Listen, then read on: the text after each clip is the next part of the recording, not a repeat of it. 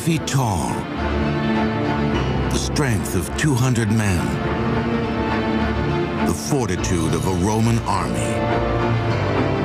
Legends, myths, and ancient folklore tell powerful tales of giants that held up the heavens and walked the earth. In so many cultures, there seems to be that little grit of sand that there was a giant species once roaming the earth or the locality, and it's around that grit that the pearl of the legends of the giants has formed itself.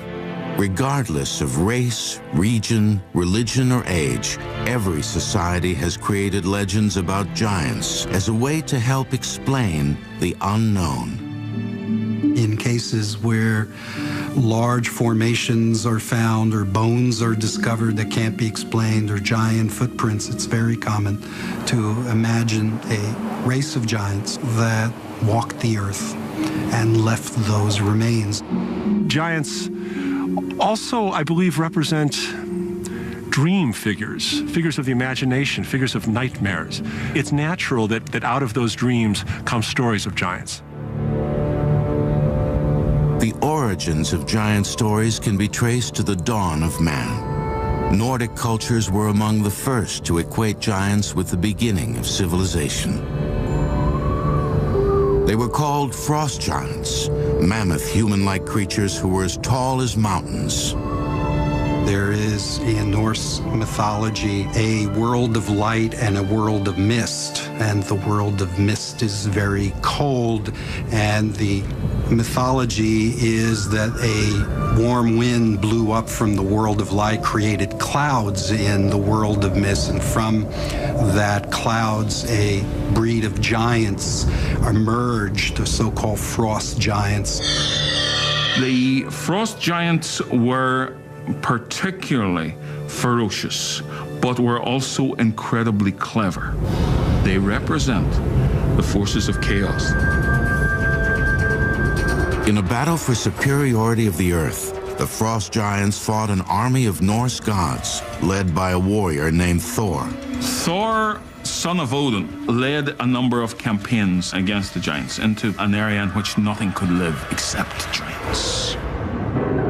To battle the frost giants, Thor wielded walls of thunder and bolts of lightning, the power that later became known as Thor's hammer. The threat of the frost giants and also of the lesser and more barbaric storm giants had been known for quite some time. And so the heroes were gathered together so that they could fight the giants. Thor, along with the other gods, fought a ferocious fight against the frost giants. Ultimately, it was the wisdom of Thor's father that persuaded the frost giants to surrender.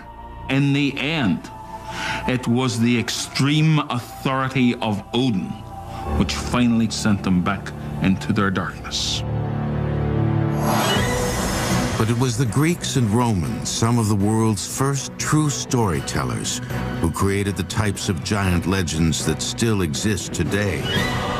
There were gods like Hercules and Zeus, who often were depicted as being the size of 100 men. And there was a race of giants called the Titans, and a god named Atlas, who many believe held up the earth, but actually was doomed to forever hold up the sky. There is a figure by the name of Perseus who comes to try and defeat Atlas. Perseus takes the head of Medusa and shows it to Atlas, which turns him to stone, and as a result, that's where mountains come from. And with his strength, the strength of mountains, he's holding up the sky and the stars in the heavens. The ancient world was also filled with snarling, grotesque, one-eyed giants called Cyclops that devoured man and animal alike. It's believed that some of these creatures also had second sight, the ability to see the future and predict the fate of men. Though they are the stuff of fiction, the story of the Cyclops is actually based in archaeological fact.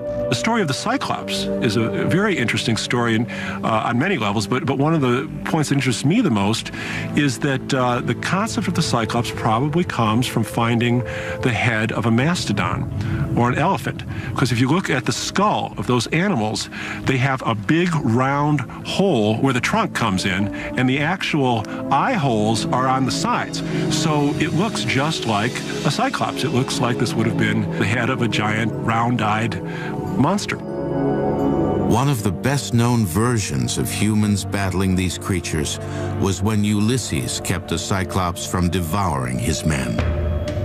Ulysses and his sailors encountered a Cyclops when they landed on a magical island inhabited only by giants. The men were trapped in a cave blocked with a huge rock that only the Cyclops could remove. The Cyclops has sheep, which he eats, and herds, and every day he goes out with the herd. At that point, Ulysses and his men figure that they will take wine and try to get the Cyclops to sleep, and then take a huge stick and try to gouge the eye out. And so they sneak under the sheep's belly, and the Cyclops is trying to feel around for them, but only feels the top, and they're able to escape. And so the triumph of the civilized man over the great barbaric pagan, no matter about the strength, brain over brawn, is evident from the story. Most early cultures, especially religions like Christianity, used stories of giants to accentuate their message.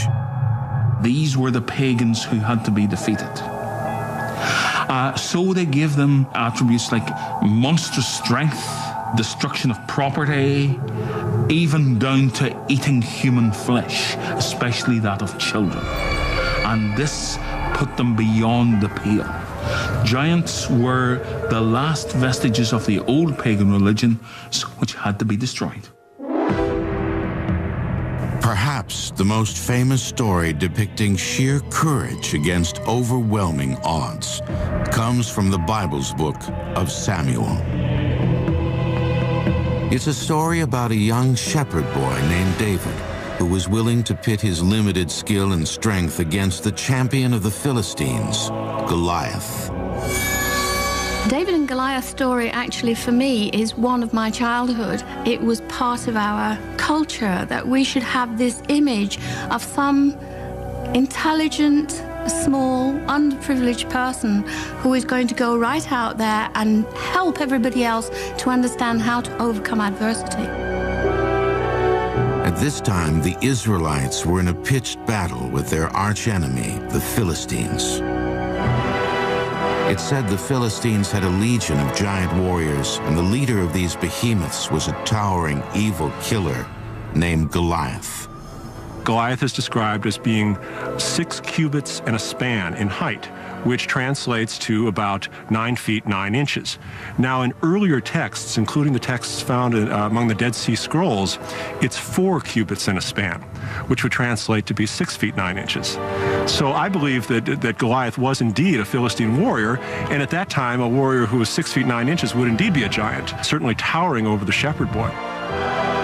Each day he would come down to the river and challenge the Israelite army to come and send out a champion who would fight him. The prophet Samuel said that Goliath could be defeated and that he would be defeated by a boy. David volunteered to take on Goliath, armed only with his slingshot. It was a skill he had honed as a boy, protecting his flocks from roaming packs of wolves. It was a simple weapon he would take into battle. The giant, in an arrogant moment, says, "Why have you sent this shepherd boy? I will eat him alive, and I will throw his carcass to the sheep." David took his sling and a few well-rounded pebbles. He swung and fired a stone, which caught Goliath in the middle of the head. It was enough to kill Goliath. In a final act of defiant victory, David placed his foot on Goliath's lifeless body and cut off his head The victory so shocked the Philistines that they fled in disbelief that a mere shepherd boy could wield such a blow. It serves to demonstrate the victory of the children of God over the forces of paganism, and the forces of paganism embodied in a massive man, Goliath. The story also illustrates how the image of a giant can be used as a moral lesson to show how the meek can defeat seemingly insurmountable odds.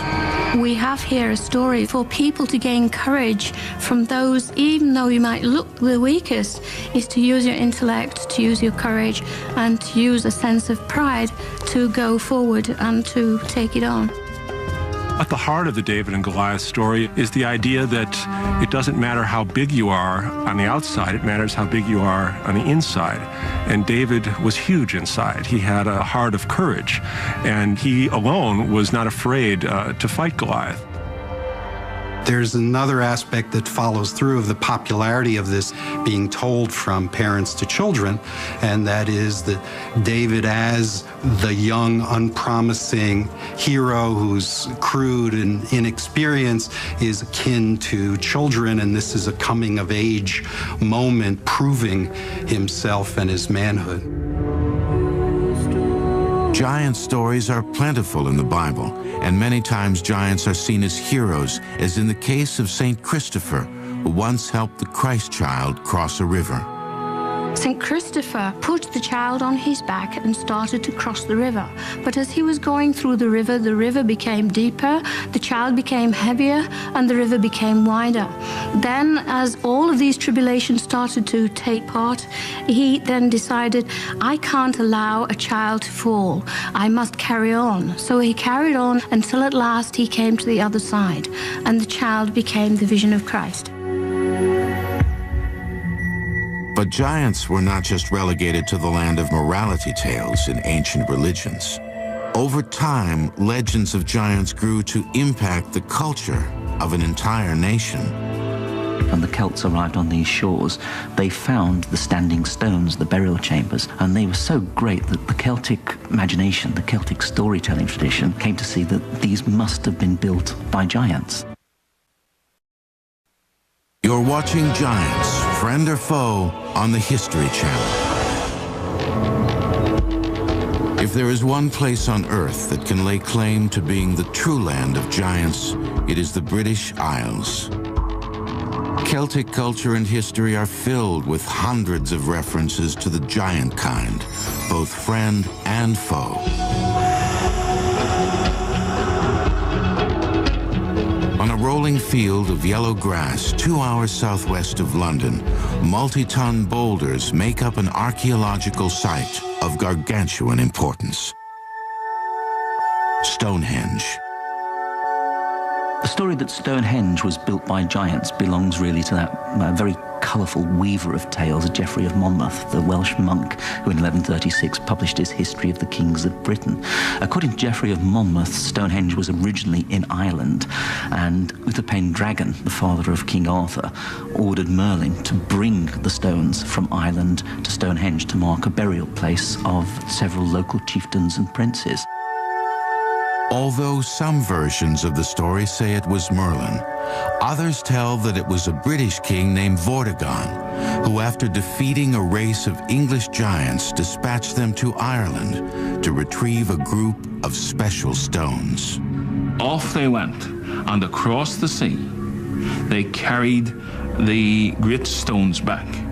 These were erected on Salisbury Plain by command of Vortigern himself, who said that Stonehenge would serve ever after as a marker to those brave followers of his who had died fighting the giant kind.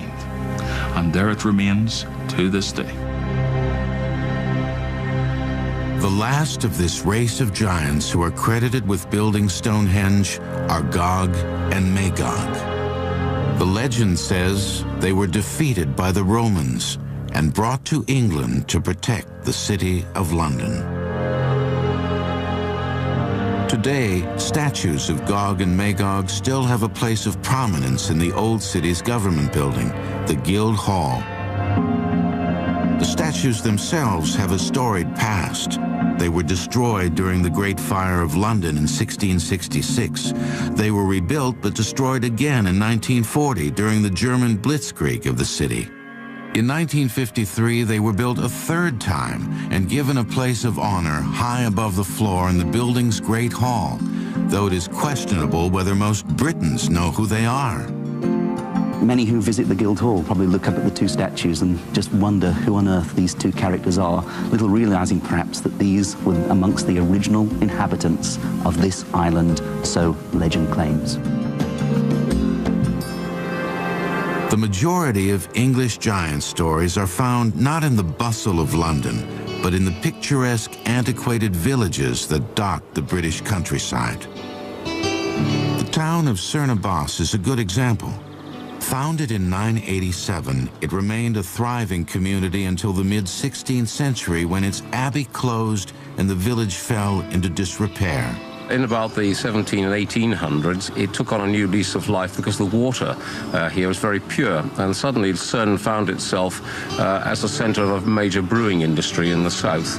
And in fact, its beer not only was sort of pushed around all over this country, but I'm told it was also exported to the West Indies and the Americas.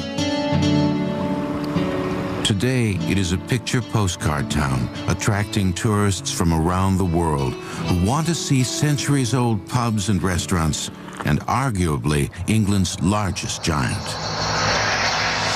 One of the many tales portrays the giant as an invading Danish monster who came across the sea and after a day of pillaging, fell asleep on a hillside. The locals living in the area proceeded to cut off his head. To warn other giants to stay away, they made an enormous chalk outline of their fallen prey. The giant is made from tons of small white stones that are cleaned and replaced every 7 years.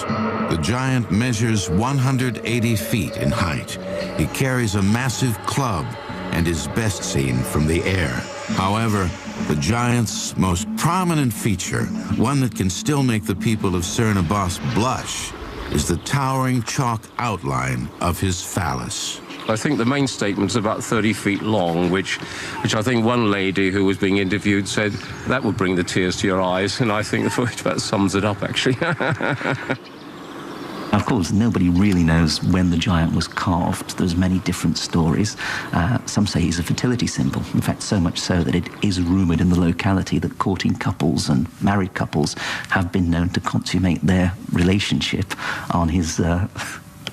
If a girl getting married wants to have children, what you should do is go up there with your husband and stay overnight up there.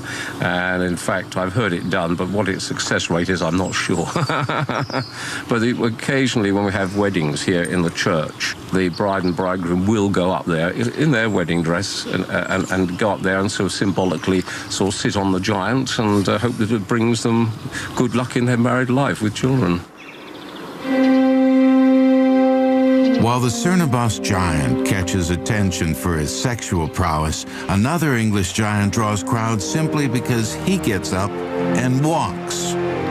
He's called the Bolster Giant, and he lives in the small English village named St. Agnes. The giant Bolster of St. Agnes was so tall that he could stand with one leg on top of St. Agnes Beacon and his other foot could reach as far as Carn Bray, which is about 5 miles away.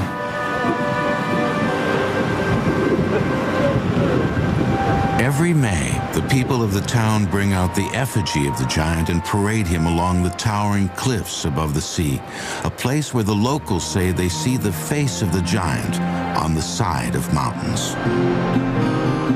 Legend has it that along these cliffs, the giant met and fell in love with the beautiful and devout St. Agnes. Now, the fact that the giant had a wife mattered not, because giants were considered to be incredibly lustful. That was one of their attributes. And so he became infatuated with the blessed St. Agnes and asked her to marry him, or asked her to live with him in any case. Now, she, being a virtuous Christian lady, refused, but the giant was nothing if not persistent. And so he tormented her daily, sending her gifts of dead animals. I could think of better gifts, but remember that this is a rather stupid giant. She knew that he was terrifying the whole of the village, that somehow or other the village had to get rid of him, so she agreed to marry him on one condition, that he filled her well with his blood. And the stupid giant believed her, and slashed his wrist and allowed blood to fall into the hole. Gradually, the giant bled to death, which shows a triumph of virtuous Christianity over the stupid paganism, if you like. The story has been told in St. Agnes for at least 400 years. It's believed it was started during a time when the Catholic Church was doing everything it could to demonize other religions. One of the interesting things about the early church is that, of course, the church is trying to stamp out the Celtic faith, the Celtic religion. And the way it's doing it is to assimilate that Celtic religion into its own religion. So Celtic giants effectively then become demonized. So the church would create demons. Where the Celts saw a giant, the church sees the devil. Where the Celts made a rock formation the work of giants, as far as the church is concerned, it's the work of devils. So effectively the devil is becoming, if you like, the giant of the Christian religion. And yet, so strong is this folklore that it's still circulating. For the townspeople of St. Agnes today, their Goliath is a vivid reminder of nature's dark side, which must be conquered. He represents anarchy. Essentially, he comes from the ground and he is tamed. So he's the wilder spirit, the wilder element of us. So he's disorder, but we love him. The Bolster giant is well known along the shores of Cornwall, but his notorious antics pale in comparison to another nearby giant named Cormoran. Cormoran, the ferocious giant, used to live on the mount, and each night he would come striding across the bay to pillage and plunder the local households. He would kill the cattle, kill the sheep, rob the crops. He was the terror of the neighborhood. Legend says Cormoran's reign of terror continued until one boy decided he'd had enough. You're watching Giants, Friend or Foe, on the History Channel. Along the rocky shores of Western England, in the seaside towns of Cornwall, the world's most famous giant stories were born. This is the land that spawned the sagas known as Jack the Giant Killer and Jack and the Beanstalk.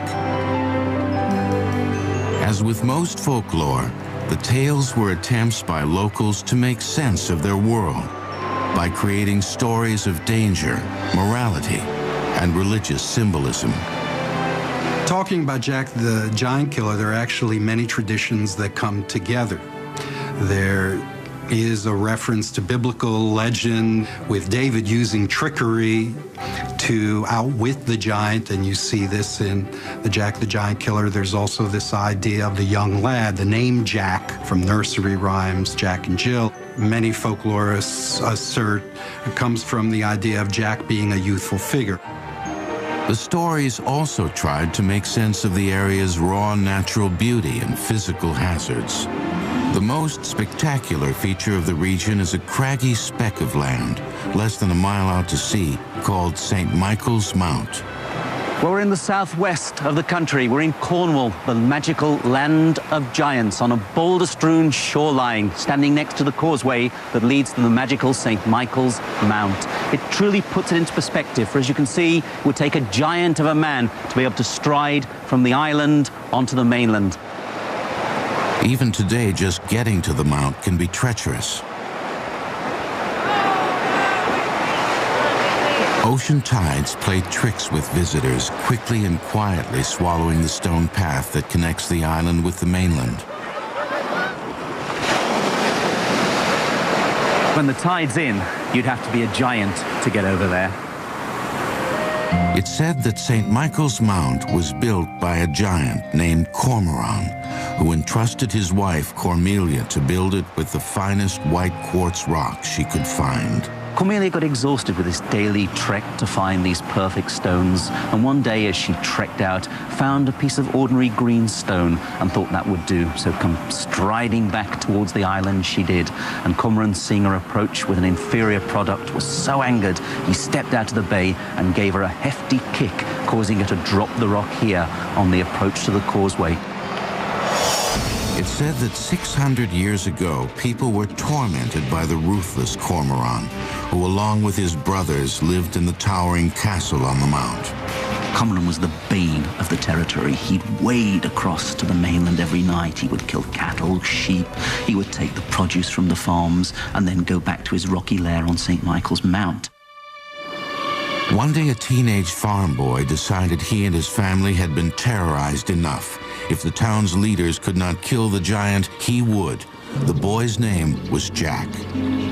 There are several versions of how Jack attacked the giant. One story has him hiding in Cormoran's shoe and riding back to the castle to discover the treasure trove of riches the giant and his brothers had amassed. It was rumored that the giants were incredibly wealthy. Being long-lived and incredibly old, they had amassed great fortunes through their wickedness and paganism. This was lying in the vaults of their castle, and Jack was determined to see what was in there. After the giants fell asleep, Jack crawled out of Cormoran's shoe and moved up the giant's shirt. The giant stirred, and he said, "Who is climbing inside my shirt?" To which Jack replied, "Go back to sleep, it is only a fly crossing your chest." And the giant lay back and closed his eyes. Jack produced a large knife and cut the giant's throat.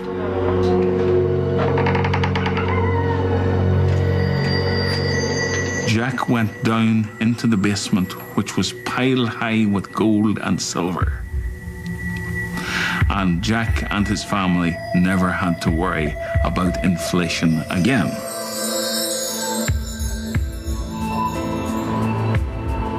Another version of the story has Jack brave the frigid North Atlantic waters and swim to St. Michael's Mount. He then dug a pit large enough to trap the giant. At this point, Jack the Giant Killer blew his horn and roused the sleeping Titan. And Cormoran looked to see who it was that had disturbed his slumber and saw Jack standing on the other side of the deep pit. So he utters to Jack the threat, "You saucy villain, how dare you disturb my rest? I shall broil thee for my breakfast." And so saying, he races at Jack and tumbles headlong into the deep pit. Jack then picks up his pickaxe and embeds it deep into Cormoran's skull and kills him outright.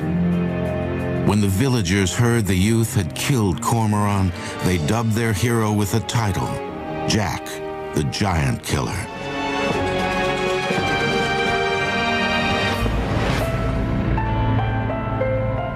The tales can be traced to the 15th century, a time when the world was rife with religious turmoil. Once again, stories of evil, immoral, pagan-like giants helped church leaders cast a shadow of wickedness on those who opposed them.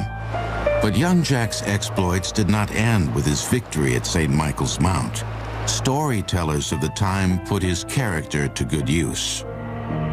First of all, he becomes the trusted servant of King Arthur's son, kills several more giants in that guise, and is then able to trick one giant out of a very useful weapon, the Cloak of Invisibility. In fact, King Arthur, by this stage, is so pleased with Jack's giant-killing exploits that he makes him a Knight of the Round Table and gives him the task of ridding Wales of the many giants that are terrorizing the Kingdom of Wales. Jack was given the task of killing a particularly nasty, two-headed giant named Thundel. Thundel might not be able to see Jack thanks to Jack wearing the Cloak of Invisibility, but he can certainly smell him, and thus it is from his lips are first issued perhaps what is the best-known utterance of the entire saga. Fi, fi, fo, fum. I saw the blood of an Englishman. Be he alive or be he dead, I'll grind his bones to make my bread. Unfortunately, Thundel is easily outwitted by Jack, who lures him onto a drawbridge that he's booby-trapped, and consequently Thundel crashes through the drawbridge and Jack promptly decapitates him. Regardless of the version, one thing that is constant in the early variations of the Jack story is violence. Jack is always an outmatched youth who uses his wits to cut the throat of his enemy or chop off his head. This theme that is found in earlier tales where they were meant for adults as well as for children poses the giant as carnivorous or cannibalistic. They want to not only defeat us, but they want to devour us. And there are other variations of this as well in other stories. The Jack figure lodges with the giant, and the giant says, "Though you will lodge with me tonight, you will not live to see the morning light. I will bash your brains with my club outright." But during the 19th century Victorian era, the character of Jack the Giant Killer suddenly changed. The British printing industry began churning out children's books, and it was impossible for publishers to tell tales with so much violence. The traditional Jack the Giant Killer is effectively a psychopath, a vicious thug, embedding his pickaxe into giants' heads, decapitating giants. By Victorian times, the giant stories have settled into the domain of children's literature. Jack was no longer a noble giant killer with King Arthur's court. Instead, he became a Victorian version of a teenage slacker, complete with the repressed sexual themes of the times. This tale is perhaps the most famous giant story in the world, Jack and the Beanstalk. The traditional Jack and the Beanstalk story, of course, has Jack as a lazy gopher, an idler, and his mother is always nagging him to go out and do better. And, of course, they are a very poverty-stricken household. It all begins with a cow that no longer can give milk. Jack's mother tells her son to take the cow into town and sell it at the market. There's a lot of speculation about the reason why the cow is being sold is because it no longer has milk. So it's this maternal symbol, and Jack needs to break away from the mother. At the same time, he wants the approval of the mother. Jack, of course, is very easily taken in by what might well be called a con man at the market. And the man says, well, I'll take the cow, but all I have is these beans, but they're magical beans. So Jack happily accepts the magical beans. When Jack's mother discovered what her son had done, she scolded him for being so foolish. She threw the beans and they took root in the rich soil next to a stream. The following morning, Jack woke to find a towering beanstalk where the beans had landed. Jack could not resist the temptation.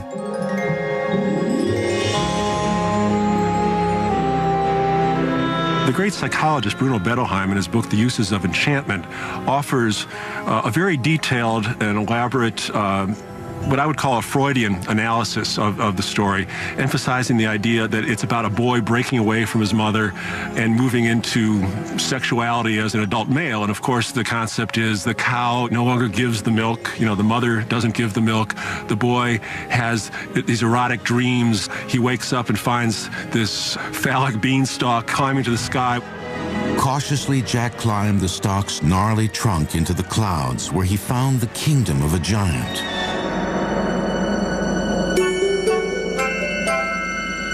Firstly, he escapes with money. Secondly, he escapes with a goose that lays a golden egg. And the last time, it is a golden harp which sings to the giant. But this time, the harp calls out, "Master, master, someone is stealing me." And the giant wakes up and pursues Jack to the top of the beanstalk. Jack suddenly acquires the heroic virtues of Jack the Giant Killer, manages to shin down the beanstalk and chop down the beanstalk, causing the giant to fall to his death. And Jack and his mother live happily ever after on the proceeds which he has got in the giant's kingdom. Since the mother is often portrayed as a widow and Jack is an only child, this giant is in fact a kind of father figure who he also needs to defeat to exact his revenge. Sometimes actually in the story, it will be announced that the giant was the murderer of his real father. So there's a double conflict that's going on. So one of the moral justifications for stealing is to exact revenge. Well, the beanstalk is only the added part to the story, where he goes because his family are in adversity, and he goes and gets great wealth by defeating a giant. And what could be a better story for a child? Overcoming adversity and keep going, keep at it, and in the end you'll be successful. I think there's also a simpler, even deeper meaning to the story, and that goes back to a basic human desire to climb to the heavens and discover great beings. Created on the British Isle, Jack and the Beanstalk remains one of the most famous giant stories of all time. But on a nearby shore, a tall tale of another renowned giant remains an important part of Irish heritage, the legend of Finn McCool. They said he was as strong as a lion. When he was in bad temper, he stamped his feet and you had an earthquake around the whole of Ireland. But it's the question of how this unusual formation of rocks on the edge of the North Atlantic was created that has the Irish asking, could it have been built by their beloved giant, Finn McCool? You're watching Giants, Friend or Foe, on the History Channel. Since the beginning of time, people have struggled to find ways to explain the creation of massive, larger-than-life natural phenomenon. Before the benefit of modern science, the answer most often agreed upon could be summed up in one word: giants. When early men began to view great boulders, great stones, great circles, which had been left either by previous peoples or by glacial action, they began to wonder how these sort of things could have come about. The answer for them, as a means of explanation, was that they could only have been carried there by giants.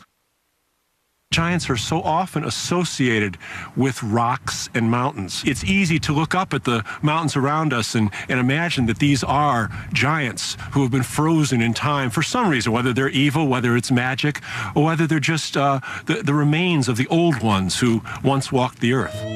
But in the mystical land of Ireland, giants are not just relegated to the realm of simplistic folklore.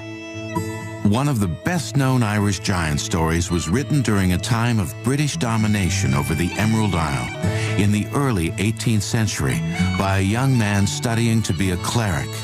The author's name was Jonathan Swift. The story he wrote was Gulliver's Travels. Gulliver's Travels is actually a satire in which a giant appears.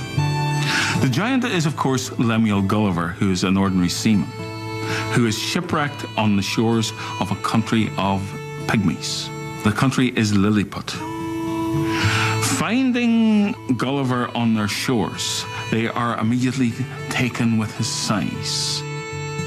There are all kinds of escapades that are involved where Gulliver ends up having to help the Lilliputans.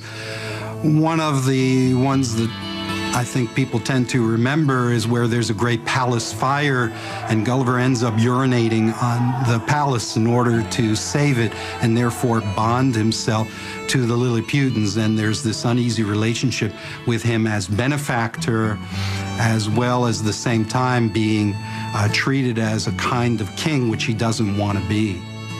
The Lilliputians saw this giant not as a scientific curiosity, but as a weapon they could use to wage war against their enemy. Swift was playing on the old confrontational notion of the giants, which is innate in every one of us, where the big man will dominate, whether he is big physically or whether he is big politically. And so what you're getting is a sort of allegory of politics. And the giant becomes the symbol of a corrupt political system being used towards an end, which is what Swift was actually talking about. What many people don't realize is that there's a postscript to that the voyage that follows is in fact to America, where Gulliver is smaller than the people he encounters. So suddenly he is the dwarf compared to the giants. And in many ways, this may be a prophecy of things to come because he sees the great power of this breed of giants on the American soil and imagines, in fact, that they're likely to defeat English manners and their arrogance.